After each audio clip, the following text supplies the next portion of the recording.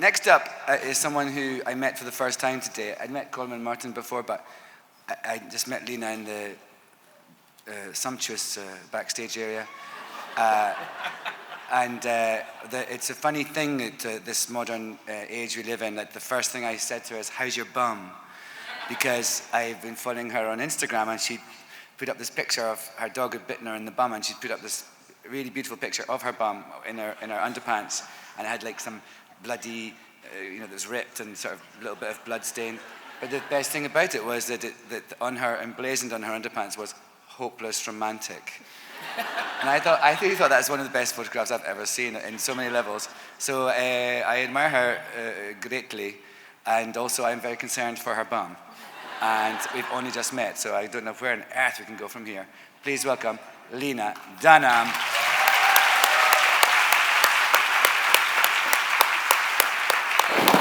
much. Thank you.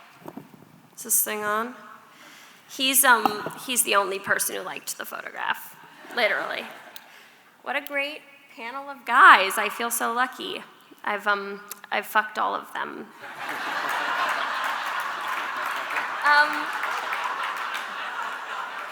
But I still feel empowered. I'm really, really thrilled to be here. It's a real honor. I've been looking forward to this all year. I've written a book. It's called Not That Kind of Girl. It's a series of essays, autobiographical essays. I like to say that it is personal stories and cultural criticism, but my father pointed out to me that there is no cultural criticism except for me saying that I'm not that into Mad Men. So I really like all the actors. I just haven't stayed caught up, and I have guilt about that. Anyway, so I've always written since I was young. It's been my way of processing the world, and I feel like it's a really lucky, I'm not saying it's a skill, I'm saying it's a lucky desire. I've loved to write, and I've loved the freedom that it's given me from my own pains and from my own peer group. And I've just, it means so much to me to be able to go into my room and to shut the door and to have that experience with myself. And so that's a real joy and a privilege, and something I always wanted to do, and I think it's what I thought I would do, and then I found myself in this incredibly lucky and strange situation of making my television show, Girls, and that took over my life, and I thought about typical 20-something things and some less typical 20-something things, and then I realized that before I wanted to write this book now and reflect on the moment I'm in now as a woman in my mid-20s in this very, very specific cultural moment. And through the book, I've gotten to talk about a lot of things that matter to me: the effect of technology on people my age, the effect of misogyny on women who think that the feminist movement was something that was already handled by our mothers, the effect of the media on our bodies, and my relationship to the unusual, complex, and brave people who fill my life. And every minute of the process has been a joy. I have an incredible editor, Andy Ward, and I love making a movie. There's so many people involved, so many people to please. My producing partner, Jenny, one day said to me, "Every day I just feel like a vagina for questions." And I think that I love the private relationship as a writer that you get to have with yourself, with your editor, and then later with your reader. Nothing makes me happier than imagining someone taking this book into their room and reacting to it in their own way by themselves. To me, reading is therapy. It's an escape. It's where I want to be all day when I'm feeling assaulted by the world or overwhelmed by my job. Where I want to be is in bed with a book. And so yeah, it's always been my dream to write one. I can't believe it exists. There's so many words in there, it doesn't even really matter to me what it says. So I was gonna read you, and I feel really bad about the thing I just said about Mad Men. I literally couldn't think of a different TV show, and I really do respect that show and everything that they do. I just haven't stayed caught up. So I'm gonna read the intro to the book, which kind of sets it up. Basically, The jumping off point for me for writing the book was actually reading the Helen Gurley book, How to Have It All, Having It All, which was Helen Gurley Brown's sort of lifestyle book that let you know as a career woman how to eat right, fuck right, climb the career ladder, have a marriage that lasted.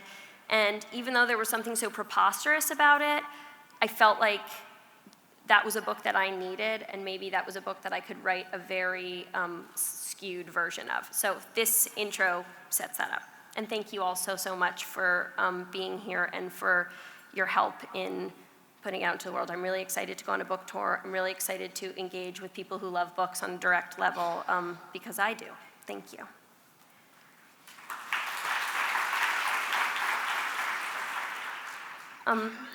I'm 20 years old and I hate myself.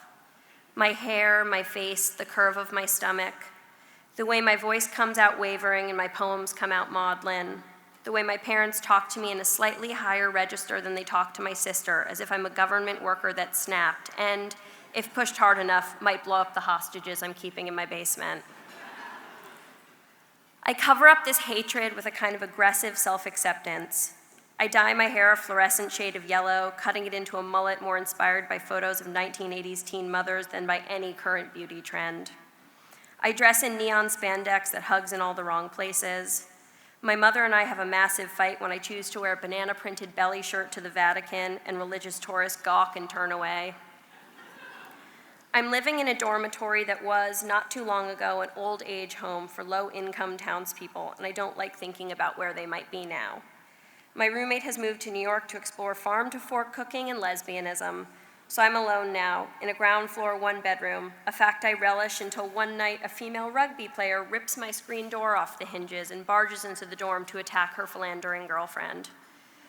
I've bought a VHS player and a pair of knitting needles and spend most nights on the sofa making half a scarf for a boy I like who had a manic breakdown and dropped out of school. I've made 2 short films, both of which my father deemed interesting but beside the point, and am so paralyzed as a writer that I've started translating poems from languages I don't speak, some kind of surrealist exercise meant to jog my mind and also prevent me from thinking the perverse, looping thoughts that come unbidden. I'm hideous. I'm going to be living in a mental hospital by the time I'm 29. I will never amount to anything. You wouldn't know it to see me at a party. In a crowd, I am recklessly cheerful, dressed to the nines in thrift shop gowns and press-on fingernails, fighting the sleepiness that comes from the 350 milligrams of medication I take every night. I dance the hardest, laugh the hardest at my own jokes, and make casual reference to my vagina like it's a car or a chest of drawers. I got mono last year, but it never really went away. Occasionally, one of my glands blows up to the size of a golf ball and protrudes from my neck like one of those sprockets that keeps Frankenstein intact. I have friends, a kind group of girls whose passions, baking, nature, poetry, community organizing, do not stir me. I feel guilt about this, a sense that my inability to be at home with them proves once and for all that I'm no good. I laugh, I agree, I find reasons to go home early. I have the nagging sense that my true friends are waiting for me, beyond college, unusual women whose ambitions are as big as their past transgressions, whose hair grows like topiaries at Versailles, and who never, ever say too much information when you tell them about a sex dream you had about your father. But that's also how I felt in high school, sure that my people were from elsewhere and going elsewhere, and that they would recognize me when they saw me. They would like me enough that it wouldn't matter if I liked myself. They would see the good in me so that I could too. On Saturdays, my friends and I load into somebody's old Volvo and head to a thrift store in Cleveland, where we buy tchotchkes that reek of other people's lives and clothes that we believe will enhance our own. We all want to look like characters on the sitcoms of our youth, the pop culture teenagers we admired when we were still prepubescent. None of the pants ever fit me unless I head into the maternity section, so I purchase mostly sack-like dresses and Cosby sweaters. Some days my haul is massive: a peach power suit with subtle coffee stains, leggings with trompe-l'oeil chains running down the sides, a pair of boots clearly specially made for someone with legs of different lengths. But some days the spread is more meager. The usual bounty of patterned off-brand keds and ripped negligés has been snapped up. On one such day, I wander over to the book section where people discard their guides to better divorce and crafting how-tos, sometimes even their scrapbooks and their family photo albums. I thumb through the dusty shelf, which looks like the book collection of an unhappy and maybe even illiterate family. I ignore get-rich-quick advice, stop briefly at Miss Piggy's autobiography, which is actually great and you should read, contemplate a book called Sisters, A Gift of Love. But when I reach a faded paperback with edges so yellow they've almost gone green, I stop. Having It All by Helen Gurley Brown, who graces her own cover, leaning against her tidy desk in the kind of shoulder-padded plum suit I've taken to wearing ironically, all pearls and knowing smile. It is as arresting to me as any image of war on the cover of the New York Times. I spend the 65 cents required to take the book home. In the car, I show it to my friends like it's a decorative joke, something for my bookshelf of kitschy trophies and pictures of strangers' kids. This is our hobby, appropriating meaningful artifacts and displaying them as evidence of who we will never be. But I know I'm going to devour this book, and when I get home, I head straight to bed, shivering under my patchwork quilt. An Ohio snowstorm swirling in the parking lot outside my window. The book is from 1982, and on the inside cover is an inscription written in ballpoint pen. To Betty, love Margaret, your OptiFast friend. Smiley face. This moves me, the idea that the book was handed from one woman to another in some long ago weight loss support group. I extend her message in my mind. Betty, we can do it. We are doing it. Let this book take you to the stars and beyond. I race home from class every day for a week to devour it. In Having It All, Helen Gurley Brown shares her assorted humiliations and occasional triumphs and explains, with idiot's guide precision, how you too can be blessed with love, success, sex, money, even if you're starting with nothing. Most of her advice, it should be noted, is absolutely bananas. She encourages readers to eat less than 1,000 calories a day. Crashing is okay, so is fasting. Satisfied is out of the question. She says, you have to feel slightly uncomfortable and hungry during your weight loss, or it isn't properly happening. Avoid having children if you possibly can, and be blowjob ready pretty much any minute. The more sex you have, the more you can tolerate, she says. That's great. Helen has little tolerance for free will in this department. Exhaustion, preoccupation with a problem, menstrual cramps. Nothing is a good excuse for not making love, unless you happen to be so angry with the man in your bed, your eyes are darting around in their sockets and your teeth are grinding. Let's just take a moment to imagine what that looks like.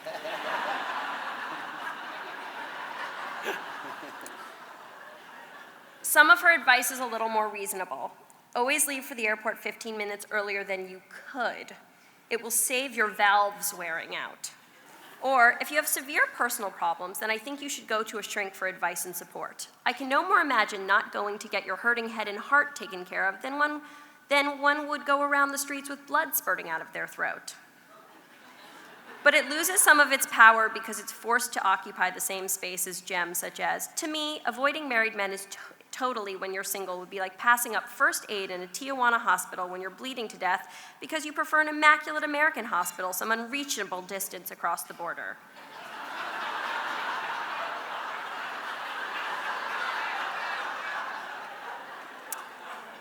Having It All is divided into sections, each section a journey into some usually sacrosanct aspect of feminine life, such as diet, sex, or the intricacies of marriage.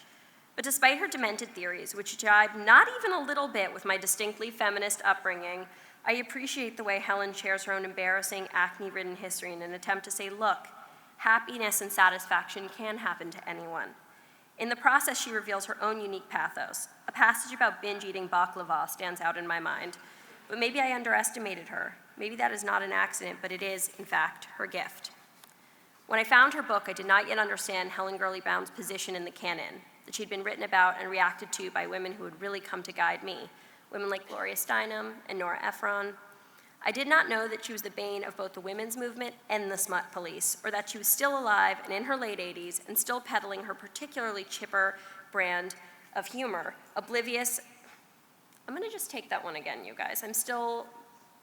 I'm usually in a situation where, I can be like, cut, retape. I did not know that she was the bane of both the women's movement and the smut police. Pretend you haven't heard this before. Or that she was still alive and in her late 80s, still peddling her particular brand of chipper, oblivious help for the downtrodden.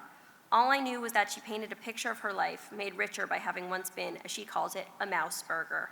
Unpretty, unspecial, unformed. She still believed that ultimately, mouse burgers are the women who will triumph, having lived to tell the tale of being overlooked and underloved. Hers is a self-serving perspective, but one I needed more than anything. Maybe, as Helen preached, a powerful, confident, and yes, even sexy woman could be made, not born. Maybe. There's nothing gutsier to me than a person announcing that their story is one that deserves to be told, especially if that person is a woman. As hard as we've worked and as far as we've come, there's still so many forces conspiring to tell women that our concerns are petty, our opinions aren't needed, that we lack the gravitas necessary for our stories to matter. That personal writing by women is no more than an exercise in vanity, and we should appreciate this new world for women. Sit down and shut up. But I want to tell my stories, and more than that, I have to in order to stay sane.